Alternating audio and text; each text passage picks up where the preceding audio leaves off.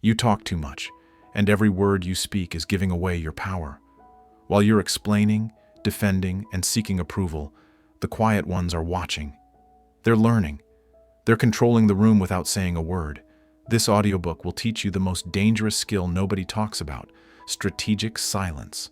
Because in a world addicted to noise, the person who masters silence doesn't just win, they dominate. Stop talking. Start controlling. Let's begin. Chapter 1. Your words are bleeding power. You talk too much. Let me say that again. You talk too much. And every word you waste is draining your power. Every unnecessary explanation, every defensive justification, every rambling answer to a question nobody asked. You're bleeding credibility with every sentence, and you don't even realize it. Here's the truth nobody wants to tell you. The more you explain yourself, the less people respect you. Think about that. Really think about it. When was the last time you justified a decision to someone who had no business questioning you? Yesterday? This morning? An hour ago? You're doing it constantly, and every single time you do, you're sending a message. That message is, I need your approval. I need you to understand. I need you to validate my choices. That's weakness speaking. That's insecurity wrapped in paragraphs. The over-explanation trap. Let me show you how this plays out. Someone asks you a simple question. Why did you choose that? A confident person says, because it works for me. Done. Finished. End of conversation. But you? You launch into a thesis defense. You list reasons. You provide context. You justify and rationalize and explain until the other person's eyes glaze over. You think you're being thorough. You think you're being clear. You're not. You're being desperate. Successful people give short answers. Insecure people write paragraphs. That's the key. That's the entire game right there. When someone asks a CEO why they made $1 billion decision, they don't get a manifesto. They get, the data supported it. 3 words. No elaboration unless explicitly requested. Why? Because the CEO doesn't need your permission. They don't need your understanding. They made the call. They own it. They move forward. But you? You're still explaining yourself to people who forgot they asked the question. Every time you justify your decisions to people who didn't ask, you're doing something dangerous. You're handing them authority over your life. You're making them the judge. You're putting your choices on trial in a courtroom where you appointed them as jury. They didn't demand this role. You gave it to them. And once you give someone authority over your decisions, they'll keep expecting it. They'll keep questioning. They'll keep judging because you train them to. Stop training people to question you.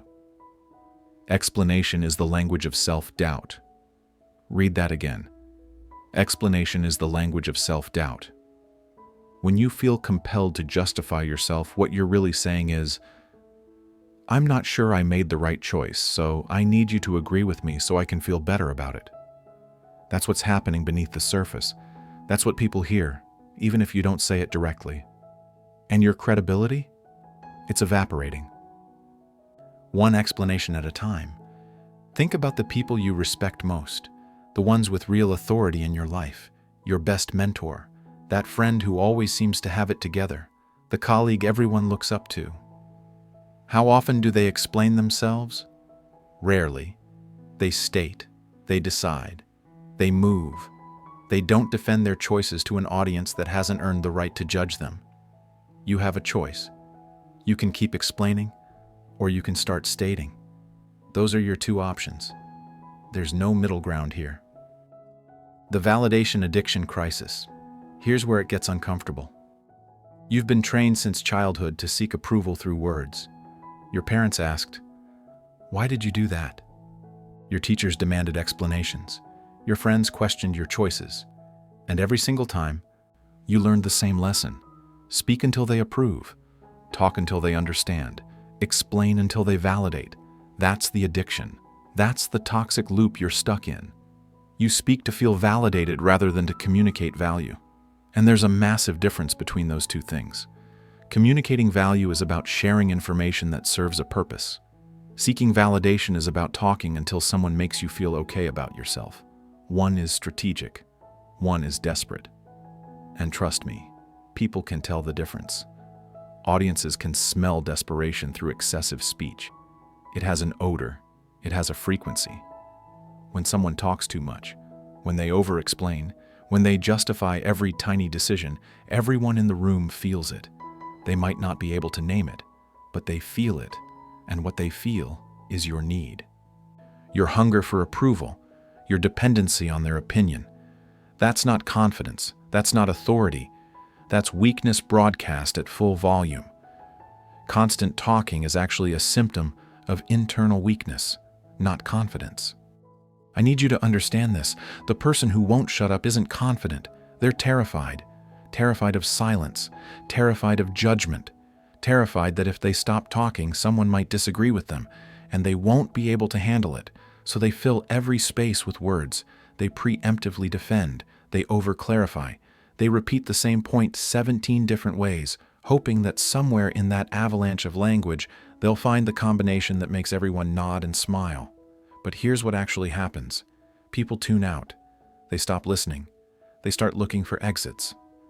Because excessive talking doesn't create connection. It creates exhaustion. You don't need their permission. You don't need their approval. You don't need them to understand every nuance of your decision-making process. You need to make decisions and own them. Period. That's the key. That's what separates people who lead from people who follow. Think about your last conversation where you felt you had to explain yourself. Play it back. How much of what you said was actually necessary? How much was just you seeking emotional comfort through agreement? Be honest. Most of it was unnecessary. Most of it was you trying to manage someone else's opinion of you. Stop doing that. Stop managing opinions. Start managing outcomes. Real-world power dynamics. Let me give you a lens to see the world differently. Starting today, observe every important conversation you witness or participate in. Boardrooms, negotiations, high-stakes discussions, family decisions, any moment where something significant is being determined. Watch carefully. Count the words. The person talking the most has the least power, every single time, without exception. The person filling the room with explanations, justifications, and arguments is the person trying to convince. And the person trying to convince is the person who doesn't have the authority to simply decide. Meanwhile, the silent observer controls the outcome. They sit back, they listen, they wait, and when they finally speak, everyone listens. Because their words are rare. Because their words carry weight. Because they haven't wasted everyone's time with verbal diarrhea. This is not theory. This is documented behavior from CEOs, world leaders, and master negotiators who weaponize strategic pauses. Jeff Bezos famously stays silent in meetings, reading memos while others squirm in discomfort. Warren Buffett gives one-sentence answers to questions other people would talk about for hours.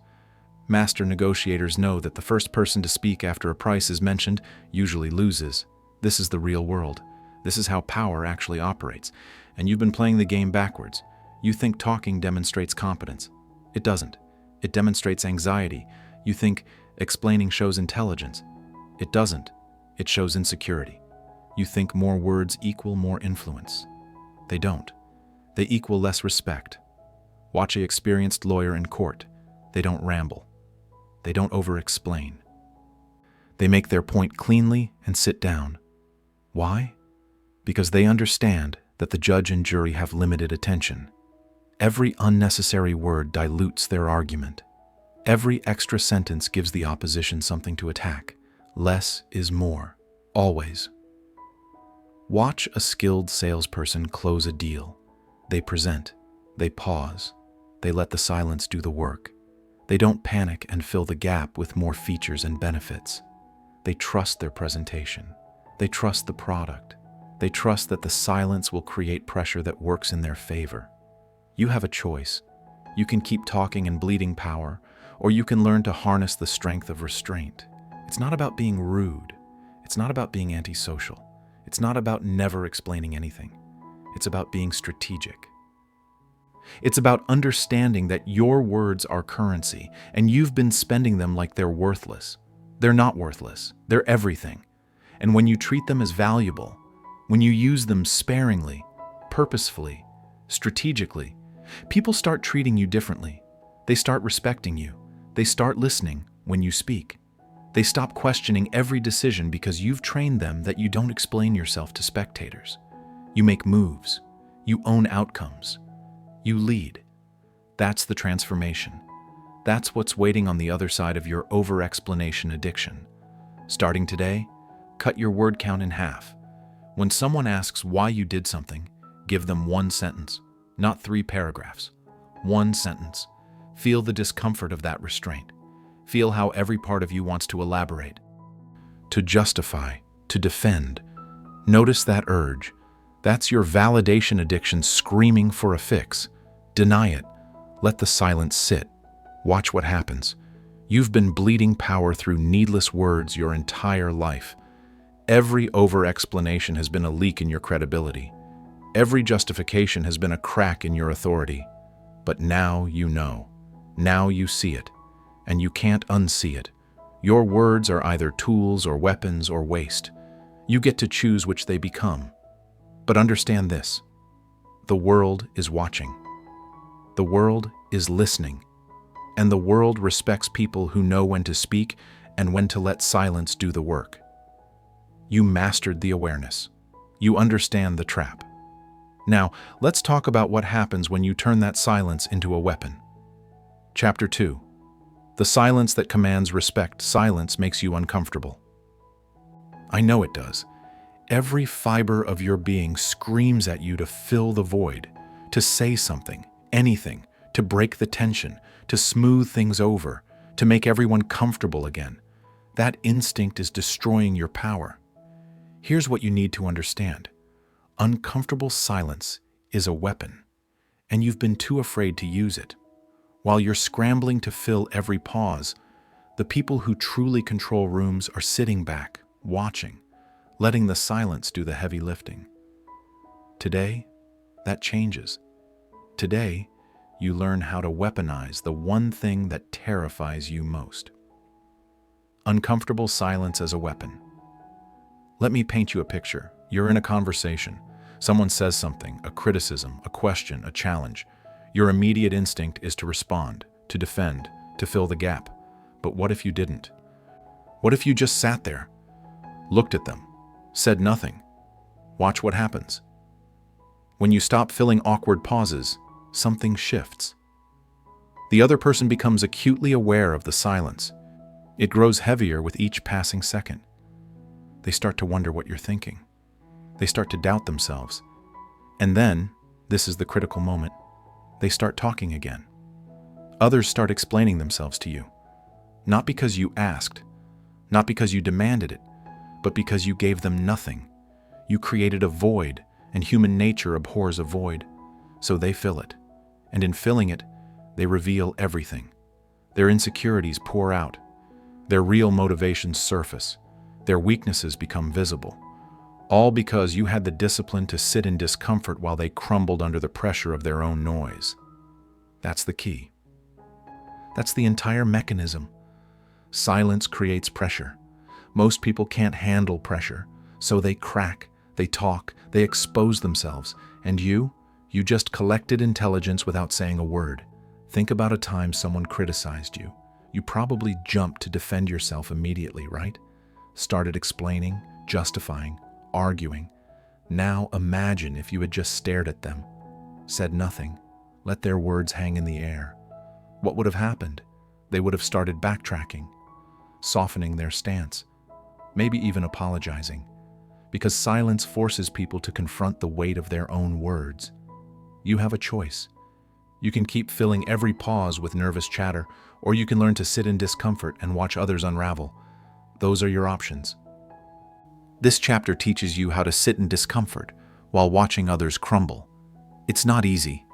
Your entire social conditioning fights against it. You've been taught that silence is rude, that gaps in conversation are failures, that you're responsible for keeping things flowing smoothly. You're not. You're responsible for your power, and your power grows in silence. Start practicing today. In your next conversation, when someone finishes speaking, don't respond immediately. Just look at them. 3 seconds. Count them internally. 1, 2, 3. Then respond. Watch how uncomfortable they become. Watch how they start adding more information, clarifying, second-guessing themselves. That's you taking control. That's you shifting the dynamic. That's you using silence as the weapon it was meant to be. The 3-second rule of dominance. Here's your new protocol. After someone finishes speaking, wait 3 full seconds before responding. 3 seconds doesn't sound like much. But in conversation, 3 seconds is an eternity. It's long enough to create psychological weight. It's long enough to make your words feel more valuable. It's long enough to force others to wonder what you're thinking. This microscopic pause creates dominance. Let me explain why. When you respond instantly, you're sending a message. I was just waiting for you to stop talking so I could talk. You weren't really listening. You weren't processing. You were just queuing up your response. People feel that. And it cheapens everything you say. But when you pause, really pause, something different happens. Your silence communicates that you're actually considering what was said. You're weighing it. You're thinking. And that makes people take you more seriously. It makes your eventual response carry more weight. Silence becomes your negotiation advantage. Master negotiators know this. They'll make an offer, then shut up. Completely. The first person to speak after the offer usually loses. Why? Because speaking reveals anxiety. Speaking reveals need. Speaking reveals that you're not comfortable with what's on the table. But silence? Silence reveals strength. Silence reveals confidence. Silence reveals that you don't need to convince anyone of anything. You've stated your position. Now you wait. That's the key. That's what separates amateurs from professionals in any high-stakes conversation. Amateurs fill pauses. Professionals create them. You don't need their permission to pause. You don't need to apologize for taking time to think. You don't need to smooth over the discomfort. In fact, the discomfort is the point. The discomfort is where your power lives. Let me give you a tactical example. Your boss asks you a difficult question. Instead of scrambling for an answer, you pause. You count. 1, 2, 3. Then you respond with clarity and precision. What just happened? You demonstrated that you're not reactive. You demonstrated that you think before you speak. You demonstrated control. Compare that to the person who word vomits an immediate response. Who sounds more competent? Who sounds more trustworthy? Who sounds like they have their act together? The answer is obvious. The 3-second pause forces others to wonder what you're thinking. And that wondering is where respect is born. When people don't know exactly what's going on in your head, they assign you more depth, more intelligence, more strategy. They start wondering if you're seeing something they're not. If you're playing a game they don't understand. You are. The game is called control. And silence is your winning move. Start implementing this today. Every single conversation. Someone finishes speaking. You count to 3, then you respond. Feel how unnatural it is at first. Feel how every instinct screams at you to respond faster. That's your conditioning. That's the training you need to override. It's not about being slow. It's not about being awkward. It's about being deliberate. It's about being strategic. It's about understanding that in a world where everyone reacts instantly, the person who responds thoughtfully dominates. Breaking the reactive pattern. Most people are verbal ping-pong players. Someone says something, they immediately bounce back a response. Someone challenges them, they instantly defend. Someone provokes them, they immediately engage. That's not conversation. That's reaction. And reactive people are controlled people. Think about it. If I can predict your response, if I know exactly how you'll react to my words, then I control you. I can push your buttons. I can steer the conversation. I can make you dance to my rhythm. You're not participating, you're being manipulated. Every time you react instantly to every comment, every criticism, every provocation, you're handing control to whoever speaks first. You're making yourself predictable. and predictable people have no power. By introducing deliberate silence into your responses, you transform from reactive to strategic. You break the pattern. You introduce uncertainty. Suddenly, people can't predict you. They can't control you. They can't push your buttons because you're not responding on their timeline. You're responding on yours. That's the transformation. From emotional to calculated, from controlled to controller. Let me show you what this looks like in real life. Someone insults you. The reactive person immediately fires back an insult. The strategic person pauses, looks them in the eye, says nothing, and walks away. Who won that exchange? The one who refused to play the game. The one who didn't give the provocateur the reaction they were fishing for. Or in a business context, someone challenges your idea in a meeting. The reactive person gets defensive, starts arguing, tries to convince everyone why they're right. The strategic person pauses, considers the challenge, and either incorporates valid feedback or calmly restates their position without defensiveness. Who do you think the room respects more? You have a choice: react or respond. Those are fundamentally different actions. Reaction is automatic. Response is chosen. Reaction is emotional. Response is calculated. Reaction gives power away. Response maintains it. It's not about never showing emotion. It's not about being a robot. It's about understanding that you control your responses. And when you let others dictate your timing and tone, you've already lost. The silence you introduce between stimulus and response is where your freedom lives. That gap is where you choose. That gap is where you assess. That gap is where you decide whether this moment deserves your energy or whether you're going to let it pass without engaging. Most things don't deserve your energy. Most provocations are tests. Most challenges are people projecting their own insecurities.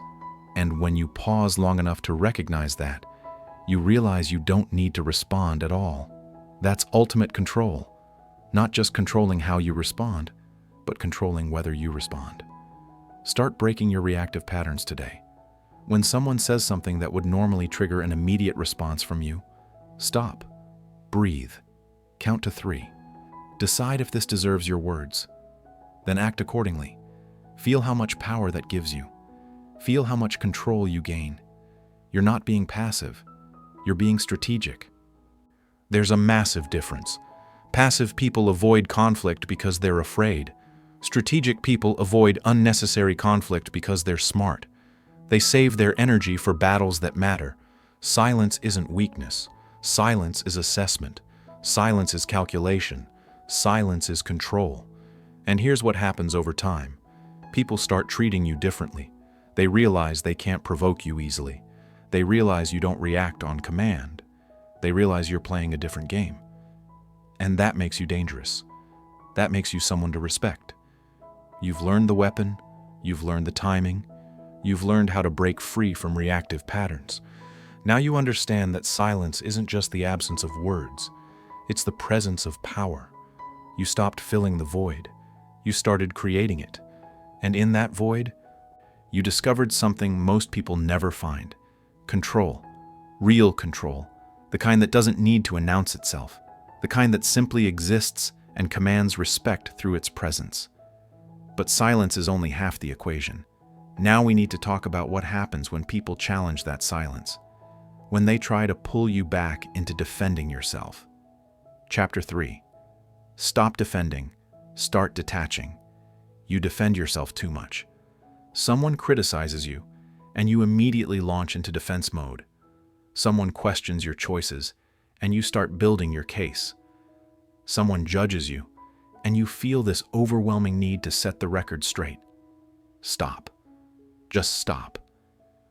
Every time you defend yourself, you're giving away power. Every explanation, every justification, every "but you don't understand" statement. You're admitting something crucial: that their opinion matters, that their judgment has weight, that they have authority over your reality. They don't, unless you give it to them. The defense mechanism that weakens you.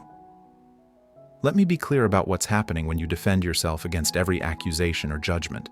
You're entering a courtroom where you never should have shown up. Someone makes a statement about you. It's not even a question, just their opinion, their judgment, their projection, and you respond. Why? Why did you feel the need to respond? Because somewhere deep inside, you believe their opinion has power over your reality. You believe that if you don't correct them, their version becomes true. You believe that silence equals agreement. None of that is accurate. When you defend yourself, you're admitting that their judgment matters. You're giving them the role of judge in your life. And here's the twist nobody tells you. They never asked for that role. You assigned it to them. You showed up in their courtroom and started pleading your case to a judge who doesn't even have jurisdiction. That's the key. That's what you need to internalize. Most people criticizing you don't have the authority, the context, or the competence to judge you accurately. So why are you defending yourself to them? This chapter demolishes the need to correct everyone. Because here's the truth. You can't. You literally cannot correct everyone who has a wrong opinion about you. There aren't enough hours in the day. There isn't enough energy in your body. And even if you did correct them, half of them wouldn't change their minds anyway. So you have a choice. Exhaust yourself defending your honor to every critic, or save your energy for things that actually move your life forward. Your silence in the face of criticism is more powerful than any argument you could construct. Read that again. Your silence is more powerful than your argument. Why? Because silence doesn't engage the battlefield. Silence doesn't legitimize the accusation. Silence says, your opinion doesn't warrant my energy. And that's devastating to a critic. Because critics want a reaction. They want you upset. They want you defending. They want you engaged in the fight. When you give them nothing, you've taken away their victory. You've refused to play their game. Let me give you a real example. Someone accuses you of being selfish. The defensive response is to list all the ways you're not selfish. All the times you helped people, all the sacrifices you made. You're building a case, gathering evidence, presenting exhibits A through Z. But what's the silent response? You hear the accusation. You look at them. You say nothing. Maybe you shrug. Maybe you just change the subject. Maybe you walk away. What did you just communicate? Your opinion is so irrelevant to me that I'm not even going to dignify it with a response. Which response has more power? Which response maintains your frame? Which response makes you look stronger? The answer is obvious. The silent one. Always. It's not about being rude. It's not about being dismissive of valid feedback. It's about understanding the difference between feedback from people who matter and criticism from people who don't. And most criticism comes from people who don't matter. From people who don't know your full story. From people who are projecting their own issues onto you. You don't owe them an explanation. You don't owe them a defense. You don't owe them anything. Stop showing up in courtrooms you were never summoned to. Stop defending yourself to judges who have no authority. Stop giving power to opinions that should have none. Emotional detachment protocol. Now let's talk about the framework that makes this possible. Because knowing you shouldn't defend yourself is one thing. Actually being able to sit there and not defend yourself is another. That requires emotional detachment. And before you misunderstand, let me be crystal clear. Detachment isn't indifference. Detachment isn't not caring. Detachment is strategic conservation of your emotional energy for battles that actually matter. Here's the protocol. Someone insults you. Someone challenges you. Someone provokes you. In that moment, you're going to feel something: anger, hurt, defensiveness. That's natural. That's human. The difference is what you do with that feeling. Most people let that feeling control their response. They feel angry, so they respond angrily. They feel hurt, so they try to hurt back. They feel defensive, so they defend. That's letting your emotions drive your behavior. That's being reactive. That's being controlled. Detachment is feeling the emotion and choosing not to act on it. You feel the anger. You acknowledge it. I'm angry right now.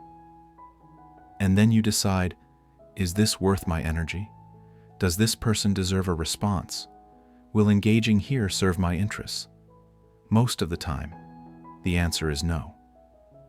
That's the mental framework that allows you to hear insults, challenges, and provocations without feeling the compulsion to respond. You're not suppressing your emotions. You're not pretending you don't feel them. You're acknowledging them and then making a strategic choice about whether to express them. Think of your emotional energy as a limited resource. Because it is. You only have so much in a day. Every argument drains it. Every defense depletes it. Every engagement with a critic costs you. And when you spend your energy on petty verbal sparring, you have nothing left for things that actually matter. Your goals, your growth, your real relationships, the work that moves you forward. Those things require energy. And if you've spent all your energy defending yourself to strangers and critics, what's left for the things that actually build your life? Nothing. That's the cost of constant defense. You're so busy protecting your reputation in meaningless battles that you have no energy left to actually build something worth having a reputation about. Detachment is how you stop that drain. Detachment is how you preserve your energy. Detachment is how you stay focused on what matters while everyone else is caught up in drama. You have a choice. Engage with every provocation or detach from everything that doesn't serve you. Those are your options. Choose wisely. Here's your practical training. Next time someone criticizes you, before you respond, ask yourself 3 questions. 1. Does this person have the full context of my situation? 2. Does their opinion actually impact my life in any material way? 3. Will engaging here move me closer to or further from my goals? If the answer to any of those questions is no, detach. Feel whatever you feel, acknowledge it, and then let it go. Don't respond. Don't engage. Don't defend. Just move on. That's the key. That's the protocol. That's how you train yourself out of the defensive habit that's been weakening you your entire life. The let them think philosophy. Here's something that will free you. People will create narratives about you, regardless of what you say. Read that again. People will create narratives about you regardless of what you say. They're going to make assumptions. They're going to fill in gaps with their own projections. They're going to believe what they want to believe, and no amount of explaining or defending will change that. So why are you trying? Your silence lets them project, assume, and ultimately reveal more about themselves than you. That's the beauty of the let them think philosophy. When you don't correct people's misconceptions, those misconceptions tell you everything about how they think, what they value, and what their insecurities are. Someone assumes you're arrogant because you don't explain yourself. That tells you they equate confidence with arrogance. That's their issue, not yours. Someone thinks you're hiding something because you won't justify your decisions. That tells you they can't fathom making a choice without external validation. That's their weakness revealing itself. Someone believes you don't care because you don't defend yourself. That tells you they measure care through verbal performance. That's their limited perspective, not your reality. This is how quiet people gather intelligence while loud people give it away freely. Quiet people let others talk, let others assume, let others project, and in all that talking, assuming, and projecting, people reveal their belief systems, their insecurities, their motivations, their strategies. Meanwhile, the quiet person has given away nothing. They've maintained their mystery. They've kept their cards close. They've learned everything while teaching nothing. That's power. That's strategic advantage. That's control. You don't need their permission to let them think whatever they want. You don't need to correct every wrong assumption. You don't need to set the record straight. The people who matter, the people who actually know you, who actually have impact on your life, they already know the truth. Everyone else? They're operating on limited information and personal bias. Their opinions are worthless. Let them think. Let them assume. Let them create whatever narrative makes them comfortable. Because here's what's really happening. While they're busy creating stories about you, you're busy creating your actual life. While they're talking, you're doing. While they're judging, you're building. And at the end of the day, results speak louder than defenses ever could. It's not about being mysterious for mystery's sake. It's not about being difficult. It's about understanding that explanation is exhausting, defense is draining, and neither one changes the minds of people who are determined to misunderstand you. Save your energy. Conserve your power.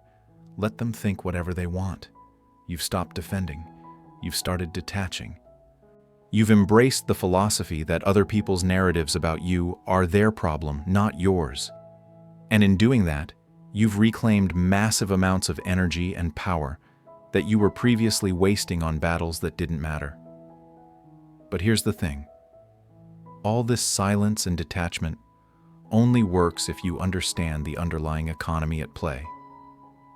Because your attention and your words aren't just behaviors, they're currency. And you've been spending that currency like it's unlimited. It's not.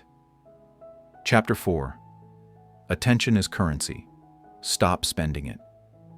You're bankrupt, not financially. You might be doing fine with money. But in the economy that actually matters, the attention economy, you're broke.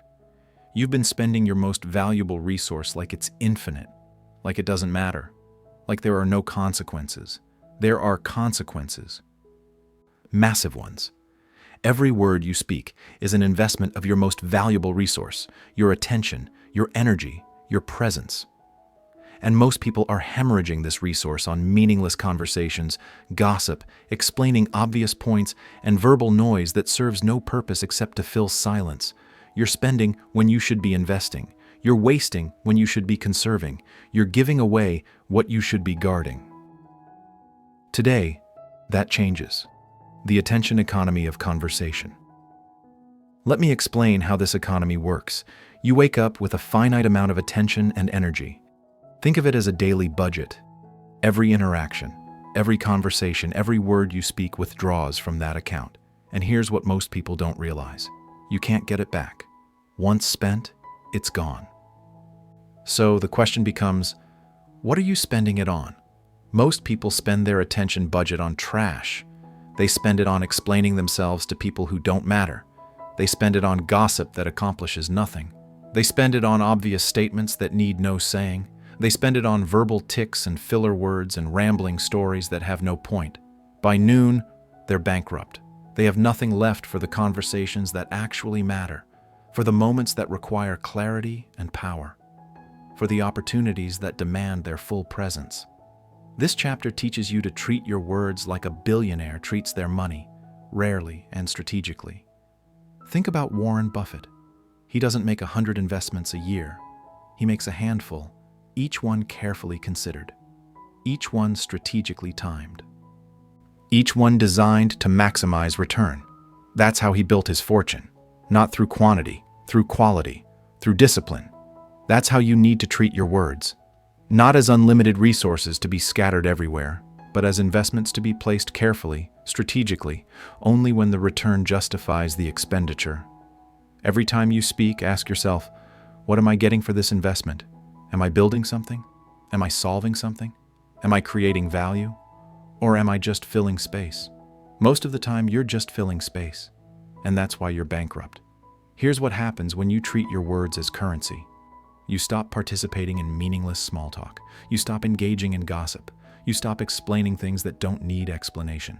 You stop commenting on everything. You stop having opinions on every topic.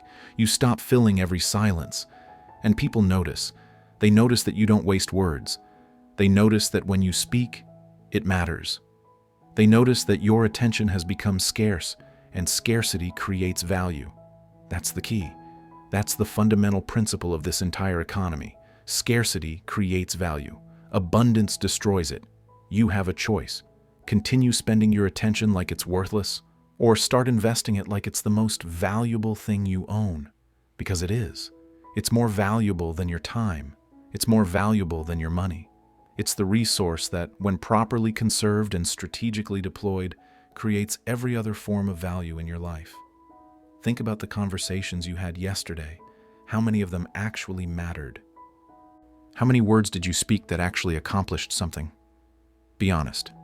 Probably less than 10%, maybe less than 5%. The rest? Wasted currency. Gone forever. You can't keep operating like this. The people who win in life, The people who command respect, who build empires, who create movements, they understand this economy. They guard their attention jealously. They speak rarely. They listen constantly. They invest strategically. You don't need their permission to stop wasting your attention. You just need the discipline to recognize when you're about to spend it foolishly, and the strength to say nothing instead. The scarcity principle in communication. Here's a principle from economics that applies directly to your speech. Scarcity creates value. When something is abundant, it's cheap. When something is rare, it's precious. Your words are abundant. That's why they're cheap. That's why people don't value what you say. That's why you can talk for an hour and nobody remembers a thing you said. When you speak less, your words become rare, and rarity creates value. People lean in when you finally speak because they know it's not wasted breath. They pay attention because your words have become an event, not a constant stream of noise. They remember what you say because you don't say much. This isn't theory. This is observable reality in every social and professional setting. The person who talks constantly is ignored. The person who speaks rarely is quoted. Learn how to engineer this scarcity deliberately. It's not complicated. It just requires discipline. The discipline to shut up. The discipline to let others fill the silence. The discipline to resist the urge to comment on everything. Start by cutting your word count in half. Whatever you said yesterday, say half as much today. Feel how uncomfortable that is. Feel how many times you want to speak, but choose not to. That discomfort is your training ground. That resistance is where your transformation happens. Every sentence you utter should carry undeniable weight, not because you're trying to sound profound, but because you only speak when you have something worth saying, when you have information that adds value, when you have insight that shifts perspective, when you have a decision that needs communicating. Everything else? Silence. Watch what happens. People start paying attention when you speak. They stop scrolling on their phones. They stop having side conversations. They look at you. Because they've learned that when you open your mouth, it matters. That's the power of scarcity. That's what you're building when you practice verbal restraint. Compare two people. Person A talks constantly, shares every thought, comments on every topic, has an opinion on everything. Person B speaks rarely, listens mostly, offers input only when it's valuable. Who do you respect more? Who do you listen to more carefully? Who has more influence? Person B, every time, without exception. It's not about being antisocial. It's not about being cold. It's about understanding that your words are currency, and currency loses value through inflation. When you flood the market with your words, they become worthless. When you restrict supply, they become valuable. You have a choice. Be abundant and worthless, or be scarce and valuable. Those are your options. Choose carefully. Here's your training protocol. For the next week before you speak, ask yourself one question. Is this worth breaking my silence for? Not, do I have an opinion on this? Not, would this be interesting to say? But is this worth the investment of my attention and the expenditure of my words? If the answer is no, stay silent. Let the moment pass. Conserve your currency. Watch how quickly your communication becomes more powerful when you operate from this principle. Conversational restraint training. Now let's talk about execution. When you do speak, how do you speak? Most people use 50 words to say what could be said in 5. That's not communication. That's verbal diarrhea. Practice the discipline of saying in 5 words what others say in 50. This isn't about being rude. It's not about being unclear. It's about being precise, powerful, and impossible to ignore. Verbose people are forgotten. Concise people are quoted and remembered. Think about the most memorable quotes in history. I have a dream. 4 words. Ask not what your country can do for you. 10 words. Be the change you wish to see. 7 words. None of these are paragraphs. None of these are lengthy explanations. They're precise. They're powerful. They're memorable because they're concise. That's what you're training for, not to sound poetic, not to be quotable for the sake of it, but to understand that every unnecessary word dilutes your message. Every extra sentence weakens your point. Every additional explanation undermines your authority. Here's an exercise. Take something you explained yesterday. Write out exactly what you said. Now cut it in half. Say the same thing in half the words. Now cut it in half again. You'll find that you can usually communicate the exact same meaning in 25% of the original words. That 75% you cut, that was waste. That was inflation. That was you devaluing your own currency. Strong communicators use precise language. They choose their words carefully. They edit as they speak. They eliminate filler. They cut redundancy. They say what needs to be said and nothing more. I think maybe we should probably consider possibly looking into this at some point. 21 words of weakness. Let's investigate this. 3 words of strength. Same meaning. Completely different impact. That's the key. That's what conversational restraint looks like in practice. You don't need their permission to speak concisely. You don't need to pad your statements with qualifiers and hedging language. You don't need to soften everything with I think and maybe and possibly. Say what you mean what you say. Then stop talking. It's not about being harsh. It's not about being robotic. It's about respecting both your time and theirs enough to communicate efficiently. Verbose people waste everyone's time. Concise people respect it. Start practicing today. In every conversation, challenge yourself to use fewer words. Cut the fat. Eliminate the unnecessary. Get to the point. Watch how people start taking you more seriously. Watch how your influence grows. Watch how much more you're remembered. Because here's the truth. People don't remember long explanations. They remember sharp, clear statements. They remember the person who says in 10 seconds what others take 10 minutes to say. They remember precision. They remember power. You've learned the economy. You understand that your attention and your words are currency, not unlimited resources. You've seen how scarcity creates value and abundance destroys it. You've trained yourself to speak less and say more. But knowing this creates a problem. Because now you're aware. Now you see how much everyone else talks, how much noise fills every space, how rare silence has become. And that awareness leads to a critical realization. While everyone is talking, someone is watching. Someone is gathering intelligence. Someone is controlling the outcome without saying a word. Chapter 5. The observer always wins. You're not watching. You're performing. Every conversation you enter, you're thinking about what you're going to say next. You're waiting for your turn to speak. You're crafting your response while the other person is still talking. You think you're participating. You're not. You're performing. And while you're performing, you're missing everything. The people who actually control rooms aren't the ones talking. They're the ones watching. They're the ones seeing what everyone else is too busy speaking to notice. They're the observers, and the observer always wins. Always. Strategic observation versus performative speaking. Let me show you what's happening in every meeting, every social gathering, every important conversation. There's a stage, and everyone's fighting to get on it. They're competing for airtime. They're trying to sound intelligent. They're performing for an audience. And then there's someone in the corner, quiet, watching, taking it all in. Guess who leaves that room with the most power? While everyone else is performing, competing for airtime and trying to sound intelligent, the silent observer is collecting data. They're watching body language. They're noting contradictions between what people say and how they act. They're identifying alliances. They're seeing who defers to whom. They're catching the micro-expressions that reveal real feelings beneath polite words. This intelligence becomes leverage that talkers never accumulate. Think about it. When you're focused on performing, on saying something impressive, on making your point heard, what are you not doing? You're not observing. You're not collecting information. You're not seeing the patterns. You're broadcasting, not receiving. And in that moment, you're giving away more intelligence than you're gaining. The talker reveals their strategy. The observer learns it.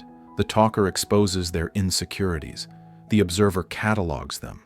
The talker shows their hand. The observer keeps theirs hidden. That's the key. That's the fundamental asymmetry that gives observers power over performers. Performers need to be seen. Observers choose what to reveal. Performers are predictable. Observers are strategic. You have a choice. Continue performing for audiences that will forget you by tomorrow, or start observing and building a database of intelligence that gives you permanent advantages. Here's what strategic observation looks like in practice. You're in a business meeting. 5 people are pitching ideas, talking over each other, trying to impress the decision maker. You say nothing, but you're watching. You notice that the decision maker's body language shifts when one particular person speaks. They lean in slightly. Their expression softens. Nobody else catches it because they're too busy talking. Now you know who has influence. Now you know whose opinion will sway the decision. That's intelligence. That's leverage. And you gained it by staying silent. Or a social situation. Everyone's sharing stories, trying to be funny, competing for laughs. You're quiet. But you're noticing. You see how person A constantly interrupts person B. You notice how person C's smile doesn't reach their eyes when person D gets attention. You observe how person E mirrors the body language of person F. What are you learning? The real dynamics, the hidden tensions, the unspoken hierarchies. The actual relationships beneath the social performance. That information? That's power. And you collected it all by shutting up and watching. It's not about being antisocial. It's not about being judgmental. It's about understanding that information is power, and people give away information constantly through their behavior, their patterns, their reactions. But you only collect that information when you're observing, not performing. You don't need their permission to stop performing and start observing. You just need the discipline to resist the urge to be seen and heard, and develop the patience to see and hear others. Reading rooms through silence. Here's what happens when you stop talking. When you're not focused on what you're going to say next, you actually see what's happening.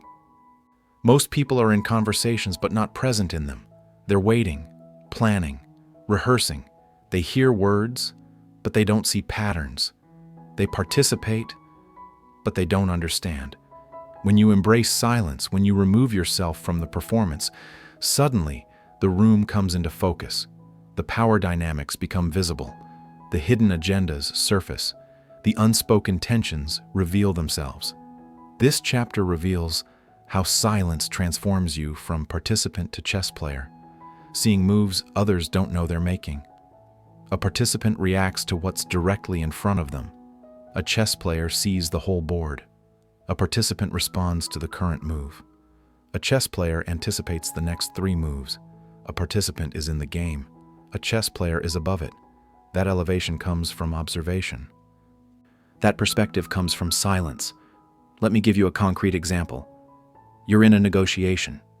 The other side is talking, making their case, explaining their position. Most people would be formulating their counter-argument, preparing their response, already deciding how to defend their position. But you're watching. You notice they repeated the same point 3 times. That means they're worried it's weak. You notice their voice change tone when discussing timeline. That means the timeline matters to them more than they're saying. You notice they looked at each other before answering a specific question. That means they didn't agree on that answer beforehand. These are moves. These are tells. These are weaknesses being revealed. And you only see them when you're observing strategically instead of participating reactively. The silent observer sees what the active participant misses, every time, without exception. Here's your training. In your next group conversation, don't participate. Just watch. Notice who speaks first. Notice who others look at for approval. Notice whose ideas get built upon and whose get ignored. Notice who gets interrupted and who doesn't. Notice the subtext beneath the text. You'll be amazed at how much you see when you're not trying to be seen. That's the transformation. From participant to chess player. From being in the game to understanding the game. From reacting to moves to predicting them. It's not about being manipulative. It's not about using information maliciously. It's about understanding that most people operate blindly, reacting to surface-level interactions, never seeing the deeper patterns that actually determine outcomes. You have a choice: stay blind and reactive, or develop sight and become strategic. The observer sees, the participant is blind. Choose wisely. The competitive advantage of listening. Now let's talk about the practical advantage this gives you. In business, relationships, and conflict, the person who listens most wins. Not because they're nice, not because they're polite, but because they understand the other party's needs, fears, and breaking points. Silence isn't passive. It's predatory intelligence gathering that gives you unfair advantages. Think about the word predatory for a moment. It sounds negative, but it's not. It's accurate. A predator doesn't announce itself. It observes. It studies patterns. It identifies weaknesses. It waits for the perfect moment. Then it strikes with precision. That's strategic listening. That's observational dominance. In business, the person who talks most in a negotiation usually loses, because they're revealing their position, their priorities, their constraints, their fears.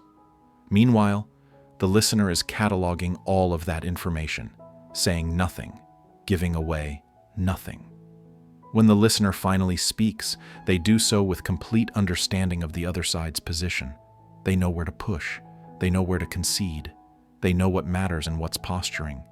That's why they win. In relationships, the person who listens really listens, strategically, observantly, understands their partner better than the partner understands themselves. They notice patterns. They see triggers. They identify needs that aren't being articulated. And that understanding gives them the ability to either serve those needs or leverage them, depending on the situation. In conflict, the person who stays silent while their opponent rants gains everything. They learn what triggers their opponent. They see their opponent's emotional weaknesses. They watch their opponent exhaust themselves. And when the opponent finally stops talking, exhausted and exposed, the observer responds with surgical precision. That's the key. That's the competitive advantage. You understand them completely. They understand you not at all. That asymmetry is victory before the game even ends. You don't need their permission to listen more than you speak. You don't need to announce your strategy. You just need the discipline to stay quiet and the intelligence to absorb what others are giving away freely. Here's your tactical implementation. In every important interaction this week, set a ratio. For every one thing you say, let the other person say 5 things. Your job is to extract information. Their job, whether they know it or not, is to provide it. Ask open-ended questions. Give them space to fill. When they finish talking, don't respond immediately. Let the silence hang.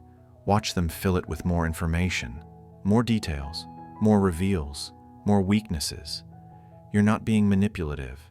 You're being strategic. There's a difference. Manipulation is making people do things against their interests. Strategy is understanding enough about people to serve your own interests. One is unethical, one is survival. And make no mistake, in every competitive arena, from business to relationships to social dynamics, the person with more information wins. The person who understands more wins. The person who sees more wins. The observer always wins. You've learned the power of strategic observation. You've seen how silence transforms you from a blind participant to a seeing chess player. You've understood that listening is not passive. It's predatory intelligence gathering that creates unfair advantages. But here's where this gets dangerous.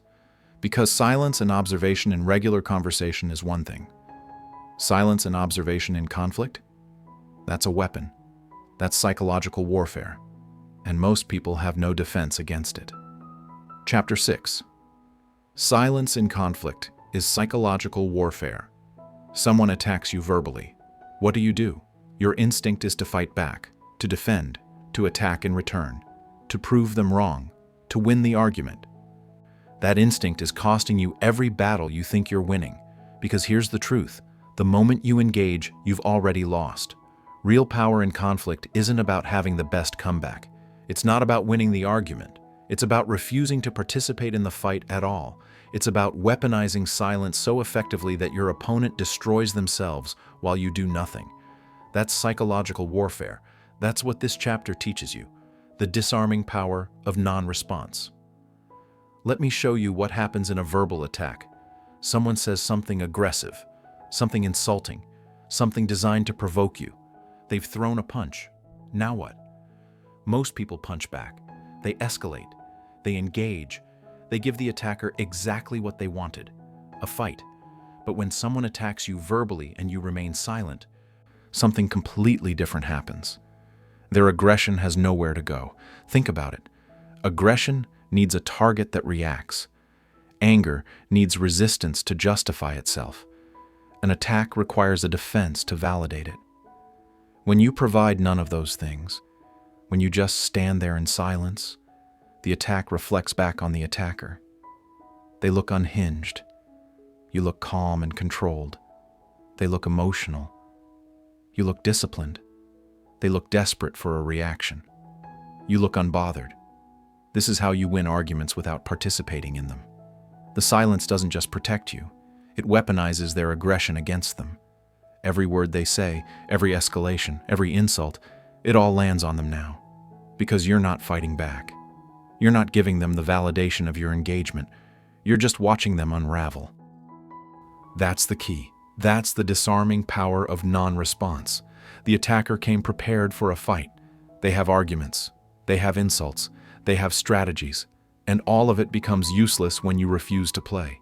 Imagine someone yelling at you, really going off, and you just stand there, silent, calm, looking at them.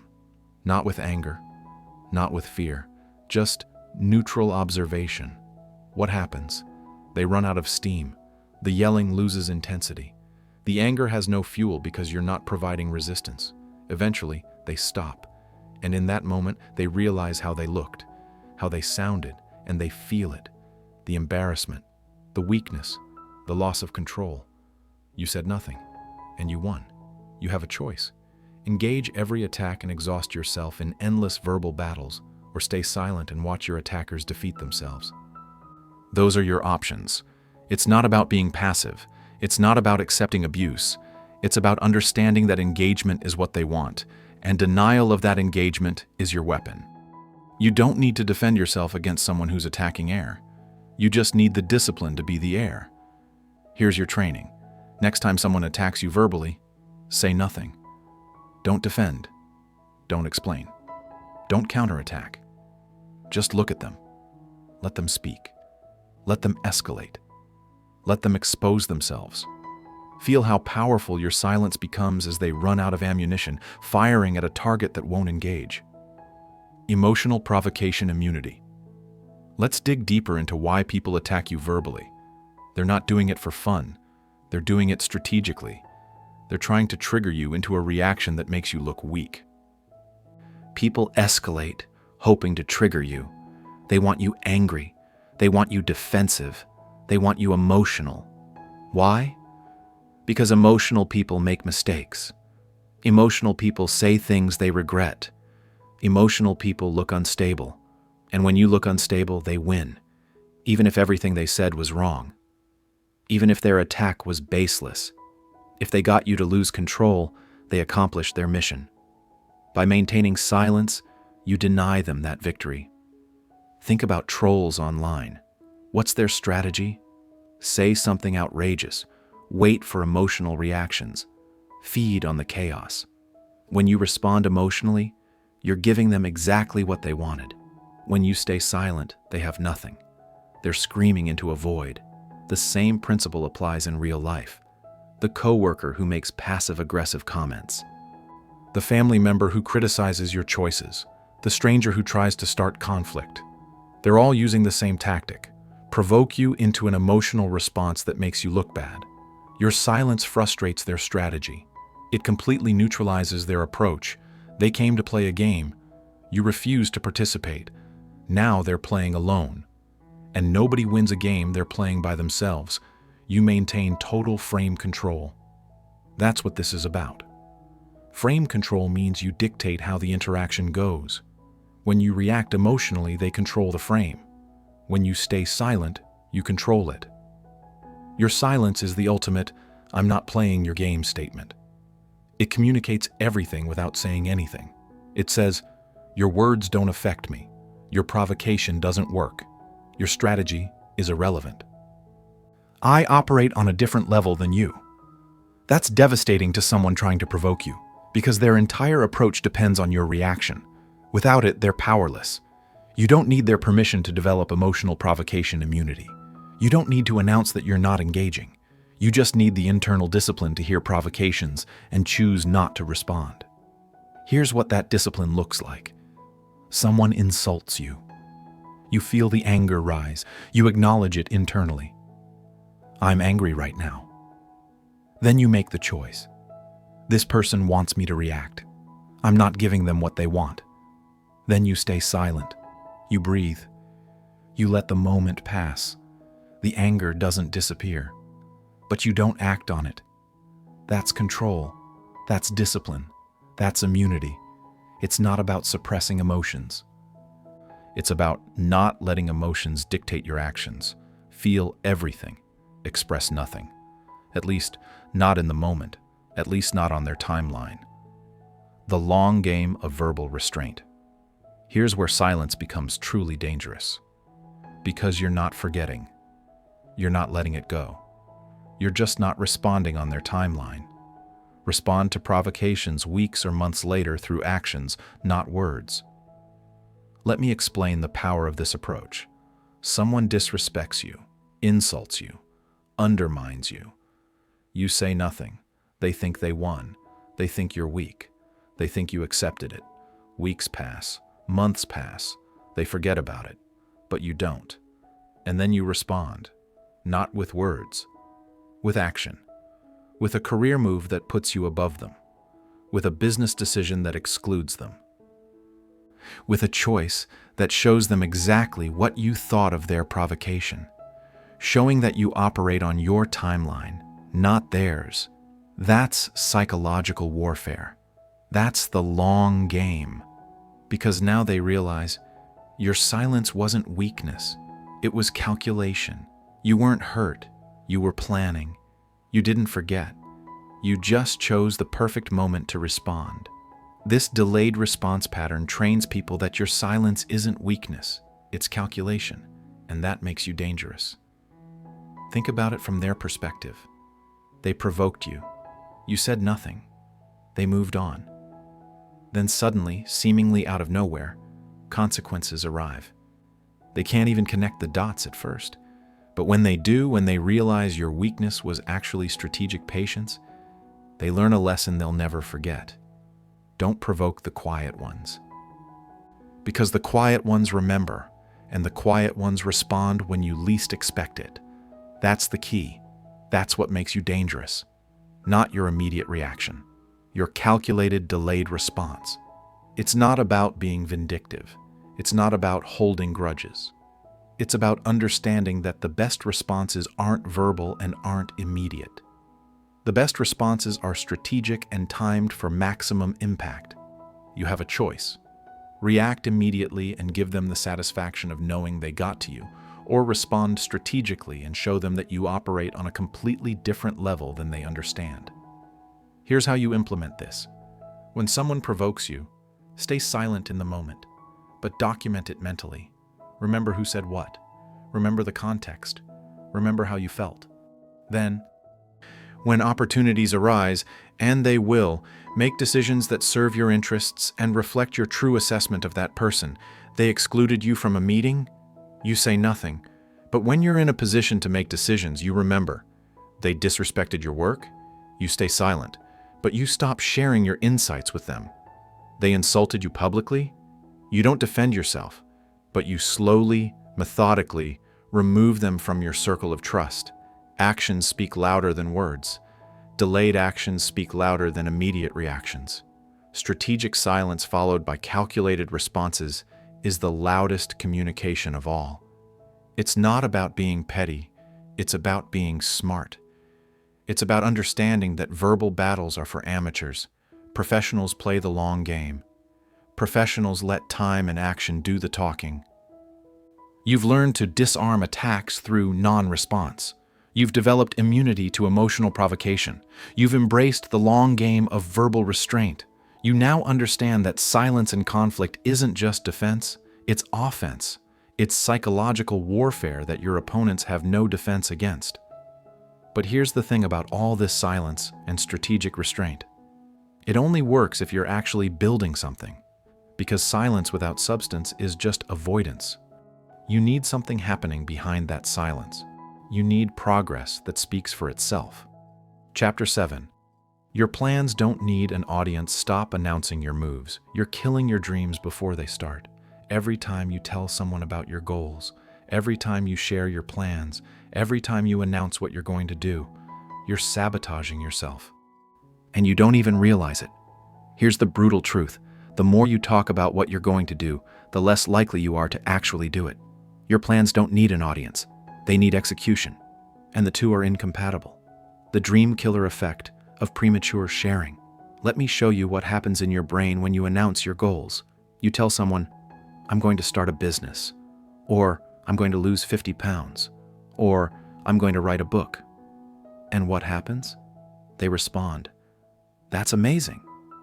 Good for you. I'm so proud of you. And you feel good, really good. You get a dopamine hit from their reaction. Here's the problem. When you announce your goals before executing them, you get a dopamine hit from people's reactions that tricks your brain into thinking you've already achieved something. Your brain doesn't distinguish between the satisfaction of achieving a goal and the satisfaction of talking about achieving a goal. Both release dopamine. Both feel like accomplishment. But only one is real. So you announce your plan. You get your dopamine. Your brain feels satisfied. And then what happens? Nothing. Because your brain already got the reward. It already felt the accomplishment. Why would it push you to do the actual hard work when it already got the good feelings from just talking about it? This chapter exposes why silent builders succeed while loud planners fail before starting. Silent builders don't tell anyone what they're doing. They just do it. They don't get premature dopamine hits. They don't get early satisfaction. They stay hungry. They stay motivated. Because the only way they get that dopamine, that satisfaction, that sense of accomplishment, is by actually accomplishing something. Loud planners announce everything. They talk about their goals constantly. They share their plans with everyone. They get dopamine hits from reactions and encouragement. And then they wonder why they never follow through. They wonder why their motivation dies. They wonder why they can't seem to execute. The answer is simple. They already got their reward. They already felt accomplished. Their brain has no reason to push them further. That's the key. That's the dream killer effect. Talking about your goals satisfies the same neural pathways as achieving them. So talk too much, achieve too little. You have a choice. Get your satisfaction from talking, or get your satisfaction from doing. You can't have both. Choose wisely. Think about the people you know who are always talking about what they're going to do. The person who's been about to start that business for 3 years. The person who's always planning to get in shape, but never does. The person who talks about their big dreams but never takes action. What do they all have in common? They talk constantly about their plans. They share their goals with everyone. They announce their intentions publicly, and they fail privately. Now think about the people who actually accomplish things, the ones who surprise you with their success, the ones who suddenly have a business, or a book, or a transformation you didn't see coming.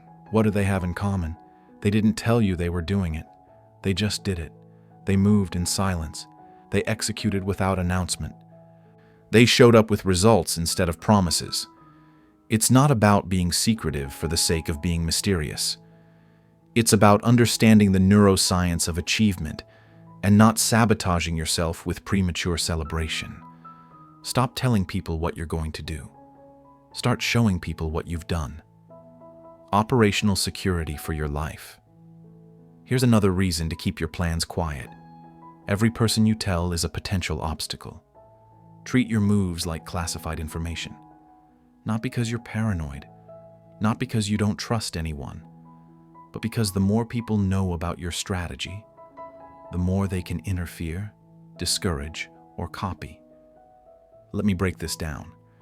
You tell someone your plan. What are the possible outcomes? Best case, they're supportive but neutral. They say good luck and move on. You gained nothing. Likely case, they project their own limitations onto you. That's risky. Are you sure? What if it doesn't work? Maybe you should wait. They're not trying to hurt you. They're just speaking from their own fear. But their doubt becomes noise in your head. Worst case, they actively interfere. They discourage you intentionally. Or they steal your idea. Or they tell others who interfere. Or they create obstacles you didn't anticipate.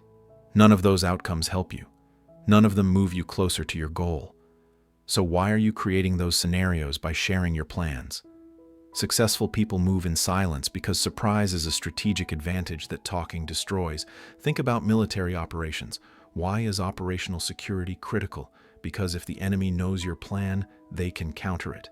They can prepare, they can disrupt. The element of surprise is often the difference between success and failure.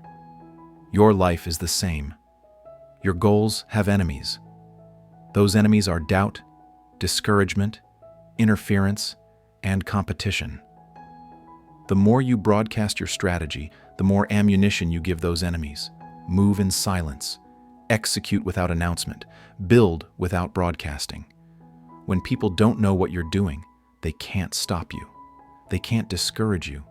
They can't copy you. They can't interfere. That's operational security for your life. That's how you protect your dreams from external threats. You don't need their permission to keep your plans private. You don't owe anyone updates on your progress. You don't need to announce your intentions to validate them. Your goals are yours. Your strategy is yours. Your execution is yours. Keep it that way. Here's your protocol. Stop sharing your goals. Stop talking about what you're working on. Stop announcing your intentions. When people ask what you're up to, be vague. Just working on some things. Making moves. We'll see. That's it. Feel how uncomfortable that is. Feel how much you want to share. Feel how badly you want someone to know what you're building. That urge? That's your ego. That's the need for validation. That's the dopamine-seeking behavior that's been sabotaging you. Deny it. Keep your plans classified. Protect your operational security. Watch how much more you accomplish when you stop talking and start doing. The show, don't tell. Dominance. Now let's talk about the impact of this approach.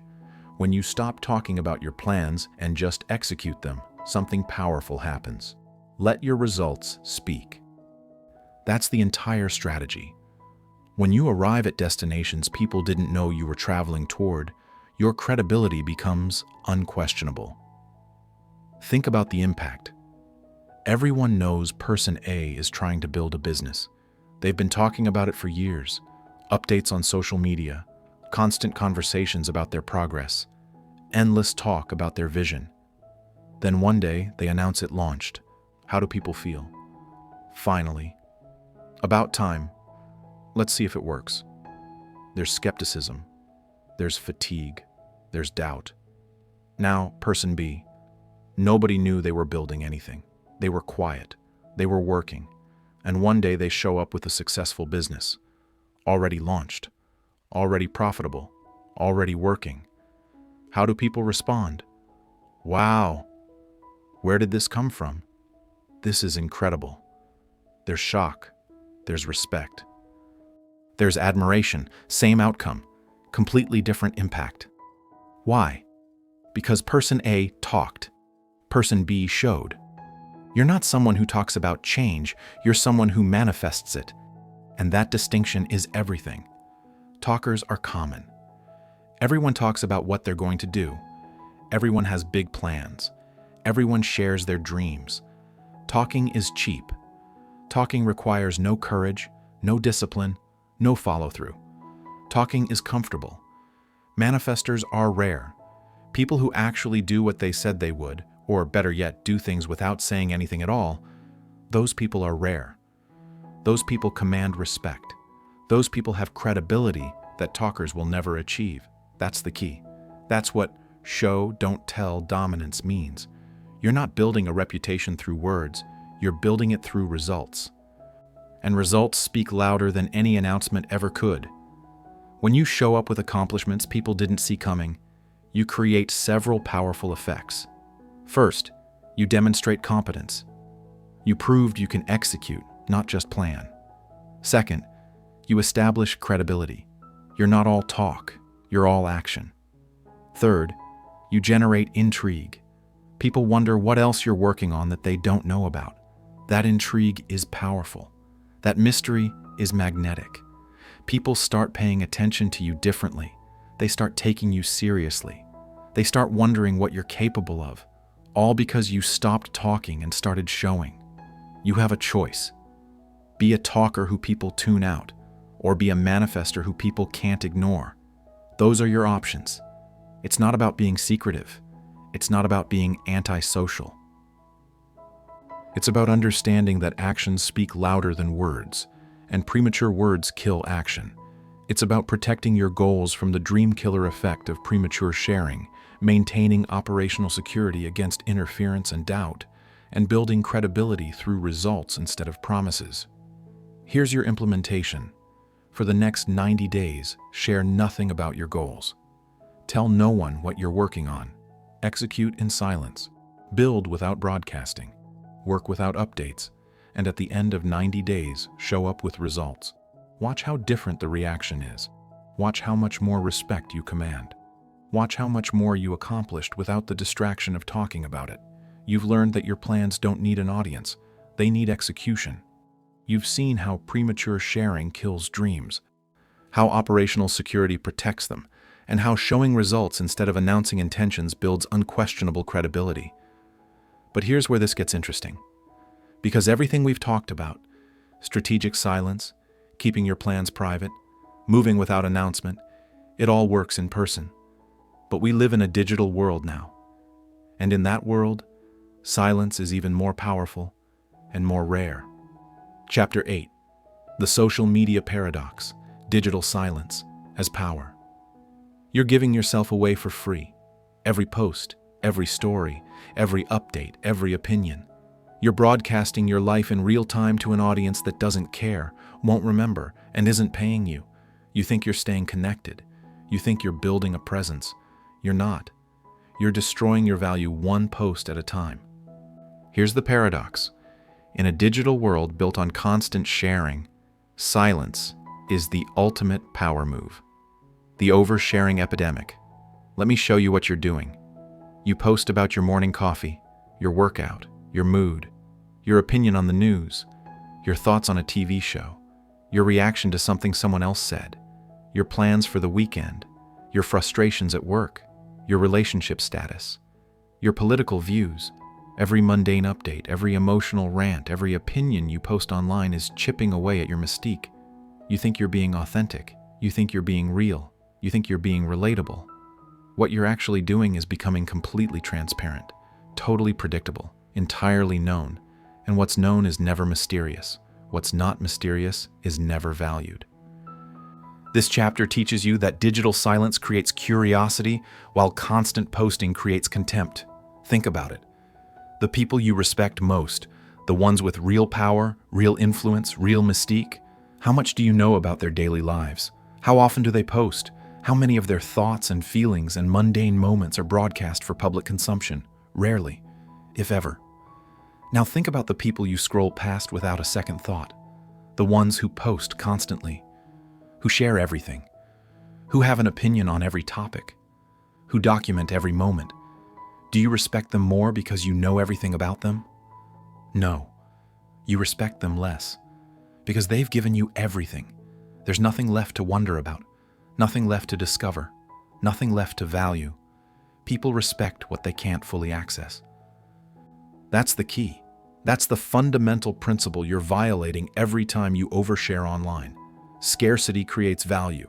Abundance destroys it. When you post constantly, you're creating abundance of yourself. You're making yourself cheap. You're flooding the market with your thoughts, your opinions, your moments, your presence. And the market responds the way markets always respond to oversupply, by devaluing you. You have a choice.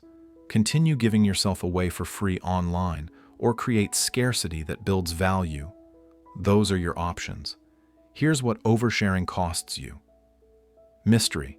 When people know everything about you, there's nothing left to discover. Interest. When you're always available, always posting, always there, you become background noise. Respect. When you share every mood, every thought, every moment, you appear to have no filter, no discipline, no control. And here's what it gets you. Nothing. Temporary attention that evaporates the moment you stop posting. Shallow engagement from people who don't actually know you. The illusion of connection without any real relationship. You're trading your mystique for likes. You're exchanging your value for fleeting attention. You're giving away what should be earned. Stop posting about your life and start living it. Stop documenting moments and start experiencing them. Stop performing for an audience online and start building substance offline. It's not about being antisocial. It's not about deleting everything and disappearing. It's about understanding that what you don't share online is often more powerful than what you do. It's about strategic restraint in a world of strategic oversharing. You don't need their permission to stop posting. You don't need to announce you're taking a break. You don't need to explain your absence. You just need the discipline to resist the dopamine hit that comes from posting and the strength to find satisfaction in real-world impact instead of digital validation. Strategic absence in an attention economy. Now let's talk about what happens when you embrace digital silence. When everyone is screaming into the void, your absence becomes presence. Think about the attention economy. Everyone is competing for eyeballs. Everyone is posting, sharing, broadcasting, performing. The noise is deafening. The competition is endless. The saturation is complete. And then there's you, not posting, not competing, not performing, just absent. What happens? People wonder about you. They wonder what you're doing. They wonder why you're not posting. They wonder if something's wrong or if something's right. They wonder what you know that they don't. They wonder if you've moved beyond the need for digital validation. People wonder about you, create narratives, and assign you more importance than you'd get from daily posts. That's the paradox. By being absent, you become present in people's minds. By not sharing, you become more interesting than people who share everything. By disappearing, you gain attention that constant posting never achieved. Disappearing periodically is how you maintain value in oversaturated spaces. Think about luxury brands. They don't flood the market. They create scarcity. They make their products hard to get. They maintain exclusivity. Why? Because scarcity drives desire. Abundance kills it. You are a brand. Your presence is your product. When you're always available, always posting, always there, you're not luxury, you're commodity. And commodities don't command premium prices. They don't generate desire. They don't create demand.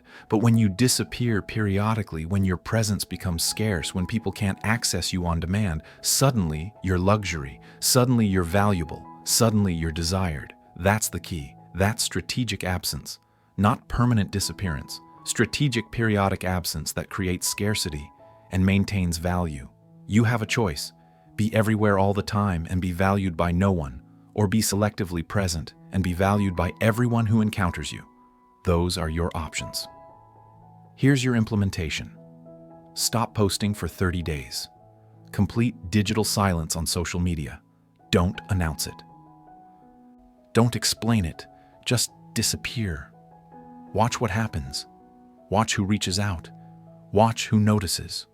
Watch how much more interesting you become simply by being absent.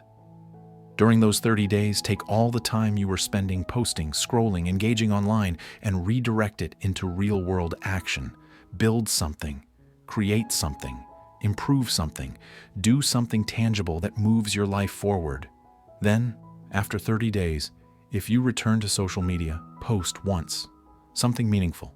Something substantive, something that shows real progress. Watch the engagement, watch the response. Watch how much more impact that one post has than 100 posts from before. That's the power of strategic absence. That's how you win the attention economy without playing the attention game. It's not about being fake. It's not about manipulation. It's about understanding that in an oversaturated market, scarcity is strategy. In a world where everyone is screaming, silence is deafening. In an economy built on constant availability, absence is luxury. The algorithm of real-life impact.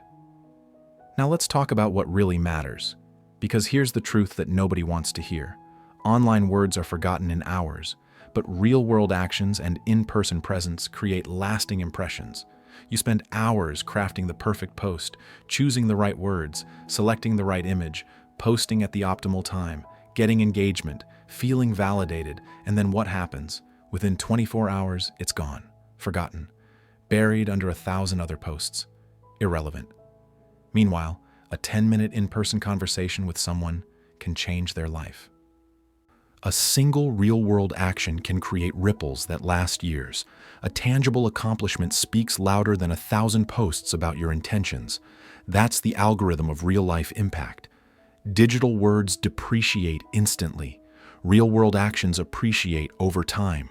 Redirect the energy you waste on digital performance into tangible results that speak louder than any post ever could. Think about where your energy goes. How much time do you spend online? Scrolling, posting, engaging, performing, validating, comparing, reacting, hours every day, maybe dozens of hours every week. Now imagine redirecting all that energy into real-world impact, into your actual goals, into face-to-face relationships, into tangible accomplishments, into building something that lasts beyond the next algorithm update. What could you build? What could you achieve? What could you become? The answer is infinitely more than what you're achieving through digital performance. It's not about being anti-technology. It's not about rejecting social media completely. It's about understanding the return on investment. Digital performance gives you temporary validation. Real-world action gives you permanent results. One evaporates. One compounds. You have a choice. Invest your energy in digital theater that nobody remembers, or invest it in real-world impact that nobody forgets. Those are your options. Here's what this looks like practically. Someone disrespects you online. Instead of responding digitally, you improve yourself physically. You level up your skills. You build your business. Months later, they see what you've become while they were still arguing in comment sections.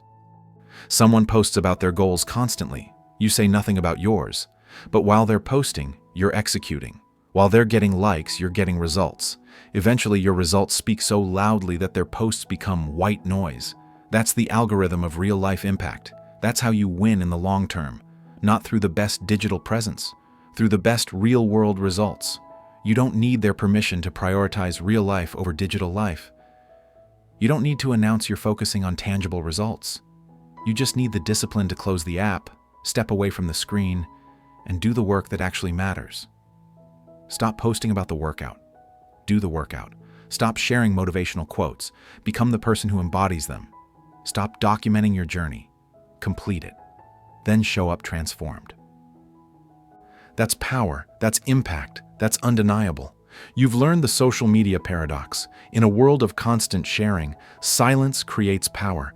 You've seen how oversharing destroys mystique, how strategic absence builds value, and how real-world impact outperforms digital performance every single time.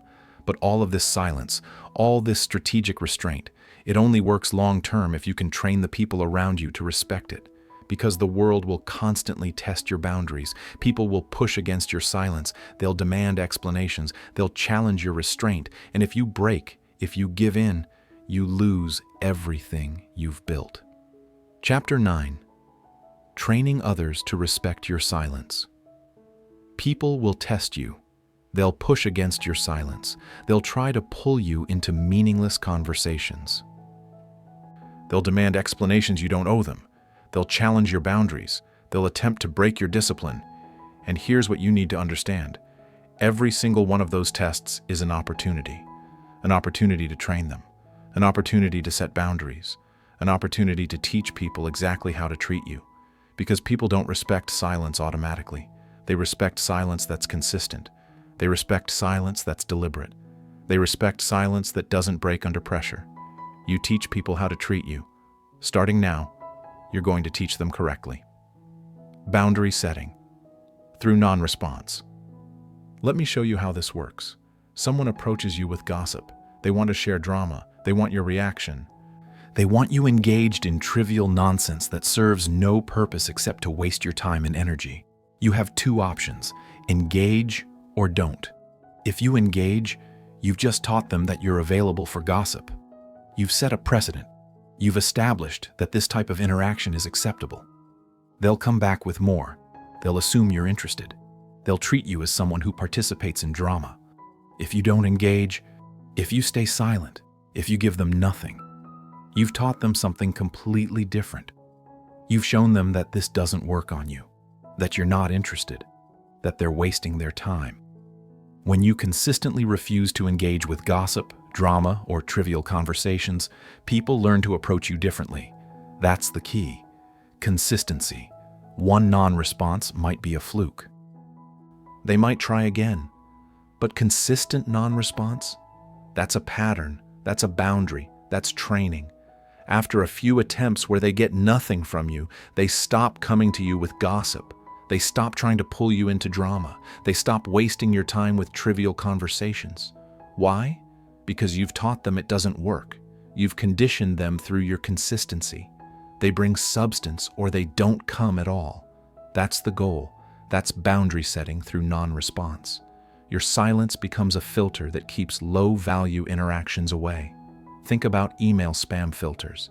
They learn what's valuable and what's trash. They let valuable emails through and block the rest. You're doing the same thing with your social interactions. You're using consistent non-response to filter out the trash, making sure only valuable interactions reach you. It's not about being rude. It's not about being antisocial.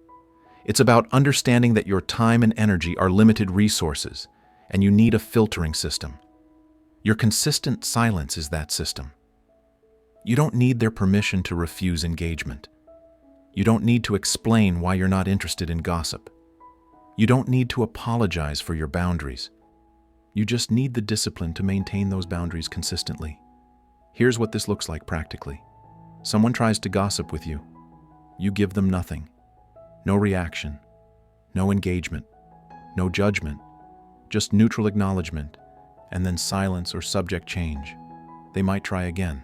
Same response. They might try a third time. Same response. Eventually, they learn. This person doesn't engage with gossip, and they stop approaching you with it. You've just trained them. You've just set a boundary. You've just improved the quality of your interactions by filtering out low-value conversations. That's the power of boundary setting through non-response. You don't argue about your boundaries. You don't explain them. You don't defend them. You just enforce them consistently through your silence. The behavioral conditioning of consistency. Now let's go deeper. Because this isn't just about gossip. This is about teaching people to value your time, attention, and presence. People test your boundaries through conversation. Every interaction is a test. Are you always available? Do you always respond? Do you always engage? If yes, then you've taught them you're abundant. And what's abundant isn't valuable. If you always respond, you're always available and therefore not valuable. Think about customer service. If a company responds to you instantly, 24 hours a day, are they premium? No. They're commoditized. They're available to everyone all the time. There's no exclusivity, no value. But if a company is selective about when they respond, if their attention is scarce, if access to them is limited, what are they? Premium, luxury, valuable. You need to become premium. And you do that through selective responsiveness. By being selectively responsive, you train your social circle to respect your time, attention, and energy as premium resources. That's the key. Selective responsiveness. Not always available. Not always responding. Not always engaging. Selective. Strategic. Deliberate. Here's how you implement this. When someone texts you, you don't respond immediately. You respond when it's convenient for you. When someone asks for your time, you don't automatically say yes. You evaluate whether it's worth your investment. When someone wants your opinion, you don't always give it. You decide whether the conversation deserves your input. This trains people. It conditions them to understand that your time isn't free, your attention isn't automatic, your engagement isn't guaranteed. They have to earn it. And what happens? The quality of your interactions improves dramatically. People stop approaching you with trivial requests. They stop wasting your time. They stop taking you for granted. Because you've taught them, through consistent, selective responsiveness, that you're valuable. You have a choice. Be always available and never valued. Or be selectively available and highly valued. Those are your options. It's not about being difficult. It's not about being cold. It's about understanding that availability destroys value, that scarcity creates respect, that when you're always accessible, people stop appreciating your accessibility.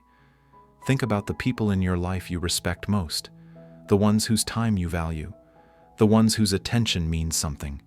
Are they always available? Do they always respond immediately? Do they always say yes? No. They're selective. They're strategic. They protect their time and energy. And that protection is why you value them. Become that person. Train people to respect your boundaries through consistent, selective responsiveness. Watch how the quality of your relationships improves. Watch how much more people value your presence when it's not guaranteed. Creating your silent reputation. Now here's where everything compounds, because over time, all of this consistent behavior, all these boundaries, all this selective responsiveness, all this strategic silence, it creates something powerful. Over time, your pattern of strategic silence builds a reputation. Reputations are interesting. They're not built through what you say about yourself. They're built through what you consistently do, through patterns that others observe, through behavior that becomes predictable in its unpredictability.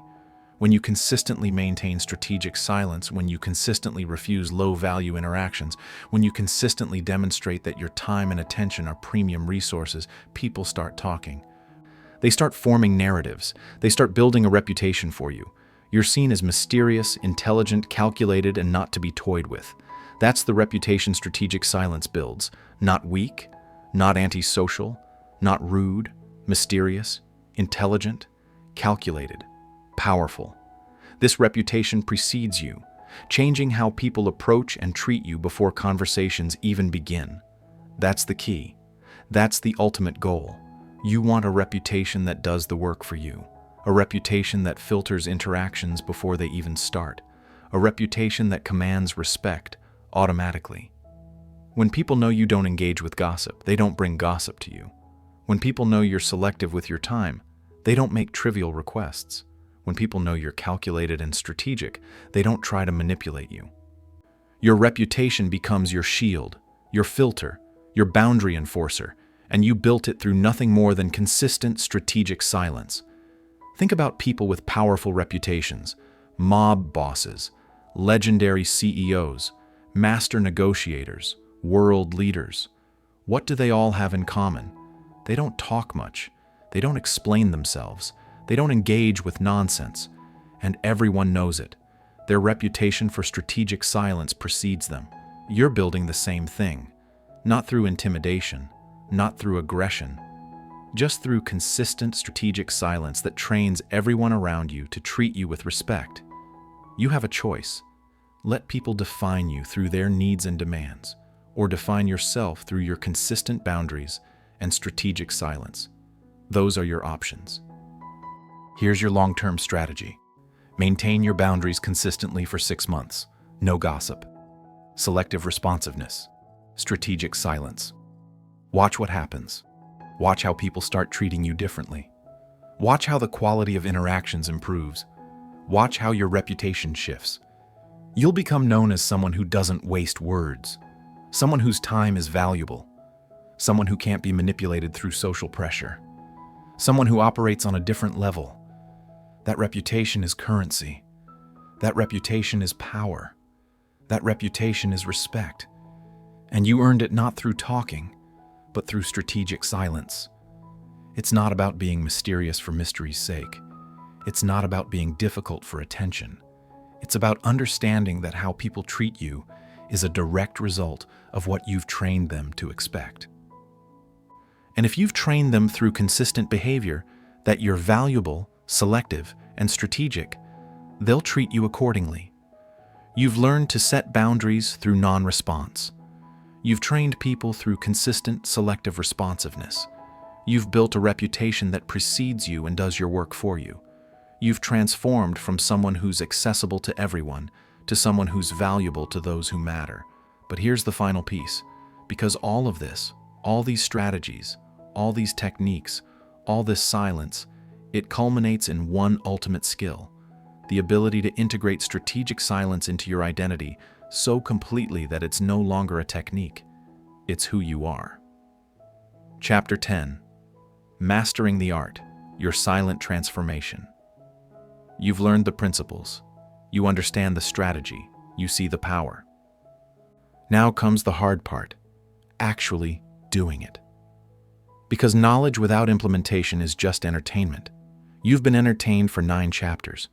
This chapter is where entertainment ends and transformation begins. This is where you stop learning about strategic silence and start living it. This is your blueprint. This is your protocol. This is your transformation. The 30-day silence challenge.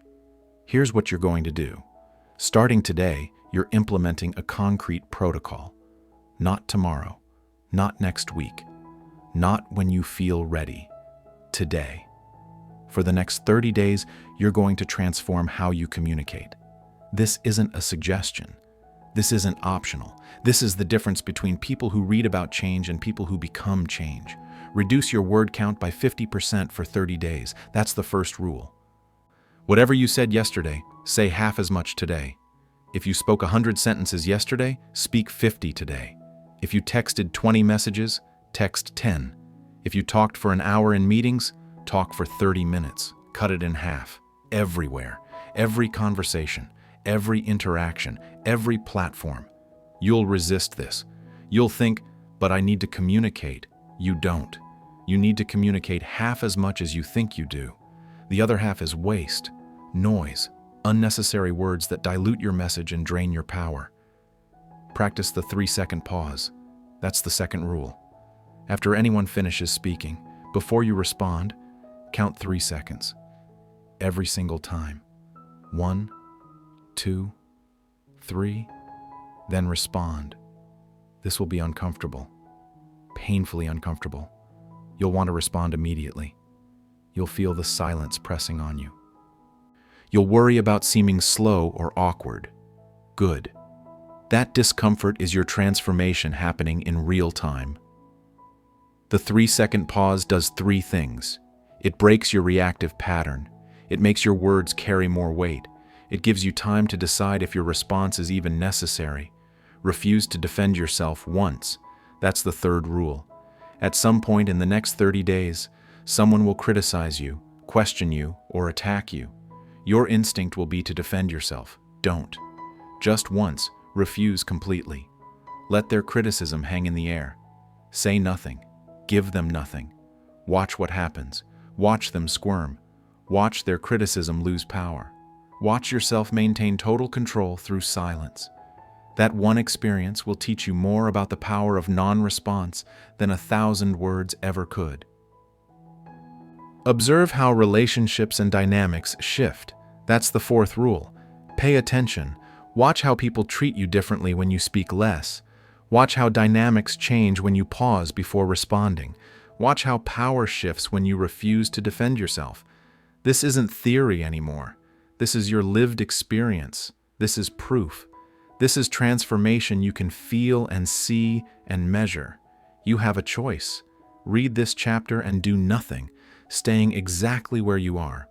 Or implement this protocol starting today and become someone completely different in 30 days. Those are your options. This isn't theory. This is your transformation blueprint. Every word you don't say is power you accumulate. Every pause you practice is control you develop. Every defense you refuse is strength you demonstrate. 30 days. That's all it takes to rewire decades of bad habits. 30 days of disciplined silence. 30 days of strategic restraint, 30 days of intentional transformation. Start now, not after you finish this chapter. Now, cut your next conversation in half. Pause 3 seconds before your next response. Refuse your next opportunity to defend yourself. The transformation starts the moment you implement, not the moment you understand. Integrating silence with strategic speech. Now let me be clear about something critical. This isn't about never talking. That's not the goal. That's not mastery. That's just being mute. This is about making every word intentional, every response calculated, every silence purposeful. Mastery isn't choosing speech or silence. Mastery is knowing exactly when to use each. That's the key. That's what you're developing through this 30-day challenge.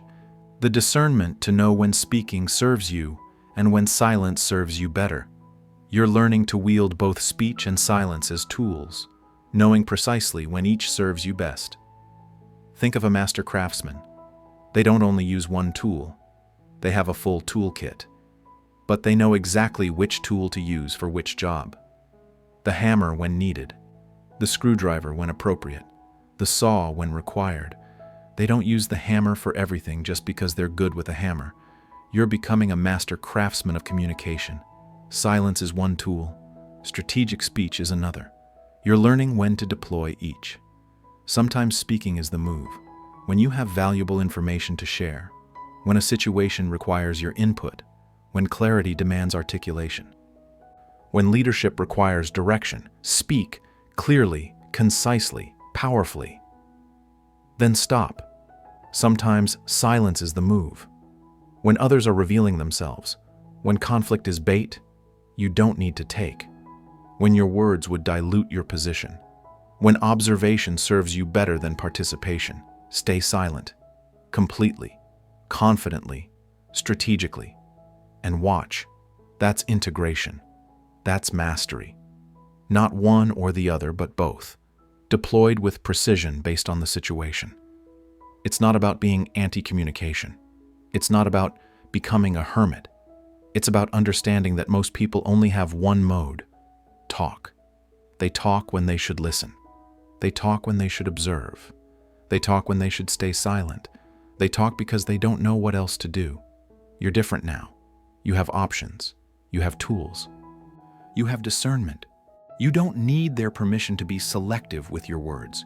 You don't need to explain why you spoke or why you stayed silent. You just need the wisdom to know the difference and the discipline to execute accordingly. Here's how you develop this discernment. Before you speak, ask yourself 3 questions. 1. Does this add value or fill space? 2. Am I speaking to serve my interests or to satisfy my ego? 3. Will silence serve me better than speech right now? If you can't answer these questions clearly, default to silence. When in doubt, shut up. You can always speak later. You can never unspeak. That's the protocol. That's how you integrate silence with strategic speech. That's how you become a master communicator instead of a compulsive talker. The permanent advantage. Now let me tell you what happens after you master this. Once you master strategic silence, you can never unsee the power it gives you. It's like putting on glasses after living with poor vision your whole life. Suddenly everything is clear. You see things you never saw before. And once you see them, you can't unsee them. You'll watch others exhaust themselves through needless words while you accumulate energy, intelligence, and control. You'll be in meetings where people talk themselves into circles, achieving nothing, wasting hours. And you'll sit there, silent, conserving your energy, gathering intelligence, waiting for the precise moment to speak. And when you do, everyone listens. Everyone responds. Everyone recognizes that your words matter. You'll be in social situations where people compete for attention, trying to be heard, desperate to be validated. And you'll observe, silent, watching the dynamics, seeing the insecurities, understanding the patterns. And people will wonder about you. They'll be curious. They'll assign you depth and intelligence you didn't even claim. You'll face conflict where others rage and argue and defend and attack. And you'll remain silent, calm, unmoved. And your silence will infuriate them, disarm them, ultimately defeat them. Because they came to fight someone who won't fight back. Their aggression has nowhere to go except back at themselves. This is your permanent competitive edge in a world drowning in noise. That's the key. That's what you're building. Not a temporary advantage, not a trick you use occasionally. A permanent competitive edge. A fundamental shift in how you operate that gives you advantages in every area of life. In business, you'll negotiate better because you listen more and reveal less. You'll lead better because your words carry weight. You'll strategize better because you observe patterns others miss. In relationships, you'll connect deeper because you're present instead of planning your next sentence. You'll maintain boundaries because your silence enforces them. You'll command respect because your restraint demonstrates strength. In conflict, you'll win without fighting because your silence disarms aggression. You'll maintain control because you refuse to be provoked. You'll operate on your timeline because you don't react to theirs. You have a choice. Go back to compulsive talking, giving away power with every unnecessary word. Or maintain strategic silence and keep accumulating advantages every single day. Those are your options. It's not about being perfect. You'll still speak when you shouldn't sometimes. You'll still react when you should pause. You'll still over-explain when you should trust your actions. That's fine. That's human. That's part of the process. But now you'll catch yourself. Now you'll recognize when you're bleeding power through words. Now you'll course correct. Because you can't unsee what you now see. You can't unlearn what you now know. You can't go back to unconscious communication now that you're conscious. You don't need their permission to maintain this advantage. You don't need anyone's validation of your transformation. You just need the discipline to stay the course when the world tries to pull you back into noise. Remember why you started this. You were giving away power. You were explaining too much. You were defending unnecessarily. You were available to everyone. You were broadcasting everything. You were exhausting yourself through endless words that accomplished nothing. You're not that person anymore. Or you won't be if you implement what you've learned. The 30-day challenge isn't the end. It's the beginning. It's the foundation of your silent transformation. It's the protocol that rewires your communication forever. After 30 days, strategic silence won't be something you do. It will be something you are. It won't be a technique. It will be your identity. It won't be a practice. It will be your nature. And when that happens, when strategic silence becomes who you are instead of what you do, you'll realize something profound. The quietest people in the room are often the most powerful, not because they're hiding, not because they're weak, but because they understand what loud people never learn. Silence isn't the absence of power. Silence is power itself, concentrated, controlled, deployed with precision. And you now hold that power. You now wield that weapon. You now possess that advantage. The world will keep drowning in noise. Let it. While everyone else talks, you'll listen. While everyone else explains, you'll observe. While everyone else defends, you'll detach. While everyone else broadcasts, you'll build. And one day, you'll arrive at destinations people didn't know you were traveling toward. You'll achieve results they didn't know you were working for. You'll command respect they didn't know you were building. Because you moved in silence. You executed without announcement. You transformed without permission. That's mastery. That's power. That's your silent transformation complete. Stop talking. Start controlling. Your silence is your empire. You've heard the truth. Your words have been your weakness. Every over-explanation, every defense, every unnecessary opinion. You've been hemorrhaging power. But now you know the answer. Silence. Strategic, calculated, weaponized silence. Stop defending yourself to people who don't matter. Stop announcing plans to audiences who can't help you execute. Stop filling every pause with nervous noise. The quiet ones control the room. The quiet ones gather intelligence. The quiet ones win. Starting today, you speak 50% less. You observe 100% more. You let your results do the talking while everyone else exhausts themselves with empty words. This isn't about being antisocial. It's about being strategic. It's about understanding that in a world addicted to noise, your silence is the ultimate power move. So here's your challenge. For the next 7 days, practice deliberate silence. Feel the discomfort. Watch others fill the void. Notice how dynamics shift. You are no longer someone who talks about power, you are someone who embodies it through restraint. Remember, lions don't explain. They dominate. Stop talking, start controlling. Your silence is your empire.